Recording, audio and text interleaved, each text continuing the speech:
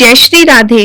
आज के वीडियो में हम माघ के महीने की माही चौथ की कहानी सुनते हैं। चलिए इस कथा को शुरू करते हैं। एक देवरानी और जिठानी थी। देवरानी अमीर थी और जिठानी गरीब थी। जिठानी गणेश जी की बहुत सेवा पूजा किया करती थी। जेठानी अपनी देवरानी के यहाँ आटा पीसने जाया करती थी। आटे को जिस कपड़े से छानती थी वो उस कपड़े को अपने घर ले आती थी और उस कपड़े को पानी में घोलकर अपने पति को वो पानी पिला देती थी।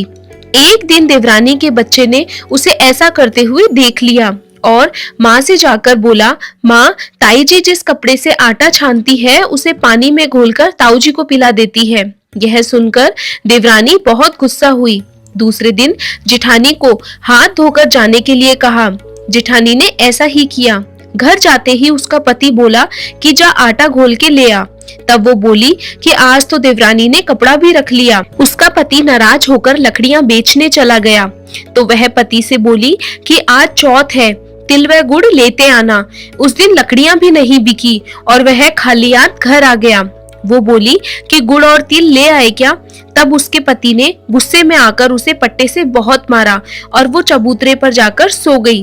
रात को चौथ विंदायक आए और बोले कि तू बाहर कैसे सो रही है? वो बोली कि मेरे पति से चौथ विंदायक की कहानी सुनने के लिए तिल और गुड़ मंगवाए थे। उनकी लकड़ियां आज बिकी नहीं और वो तिल और गुड़ नहीं लाए और गुस्से में आकर उन्होंने मुझे बहुत मारा। तब चौथ विंदायक बोले कि हम तो घर घर से तिलकुटा खाकर आए हैं, अब मैं निपटने कहाँ जाऊं? तब वो बोली, इस झोपड़ी में निपट लो। फिर गणेश जी बोले कि निपट तो लिया, अब पहुंचू कहाँ? तो वह बोली कि मेरे माथे से पहुंच लो। गणेश जी ने उसके सिर से पहुंच लिया। सुबह उठकर देखा तो सारा घर जगमगा रहा था, उसका सिर भी जगमगा रहा था। धन बटोरने लगी।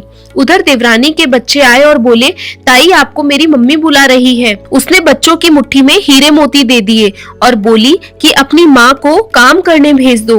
बच्चों ने माँ से जाकर कहा कि ताई के तो बहुत सारा धन हो गया है और ताई ने हमें यह दिए हैं। वो दौड़ी दौड़ी आई, पूछा कि तुम्हारे इतना धन कैसे हो गया?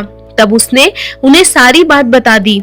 उसने भी अगली चौथ को अपने पति से कहा कि लकड़ियां बेचने जाओ और आते ही मुझे पाटे से मारना। पति ने बहुत समझाया पर वो नहीं मानी। तब उसके पति ने ऐसा ही किया और आते ही उसे पाटे से मारना शुरू कर दिया। पाटे से मार खाकर वो सो गई। रात में चौथ विंदायक आए और बोले कि मैं कहाँ निपटूं? वो बोली, उसके तो छोटा सा मकान था, मेरा मकान तो बहुत बड़ा है, आपका जहाँ मन करे वहाँ निपट लो। चौथ विंदायक ने सारे घर में खूब छेड़ना छेड़ दिया। वे बोले कि अब मैं पहुँचू कहाँ? तो वो बोली, मेरे सिर से पहुँच लो। विंदायक जी ने सिर से पहुँच लिया। थोड़ी देर में उठकर देखा सारे घर में और सारे शरीर से बदबू आ रही थी। तो वह चौथ विंदायक से बोली कि आपने तो मेरे साथ छल किया है, उसको तो धन दिया और आपने मुझे कचरा दिया। हे गणेश जी महाराज, अब अपनी लीला समेटो। तो चौथ विंदायक बोले कि तू धन की भूखी है और वो सत की भूखी थी। अब मैं ये सब जब ही समेटूंगा जब तू आधा धन अपनी जिठानी को देगी। उसने जिठानी को आधा धन दे दिया। तो चौथ विंदायक जी ने अपनी लीला समेट ली। हे चौथ विंदायक, जैसा जिठानी के साथ किया वैसा सबके साथ करना, जैसा देवरानी के साथ किया वैसा किसी के साथ मत करना। कहते सुनते हुकारा भरते आपके सारे परिवार के साथ करना। जय हो विंदायक जी महाराज की, जय हो चौथ माता की।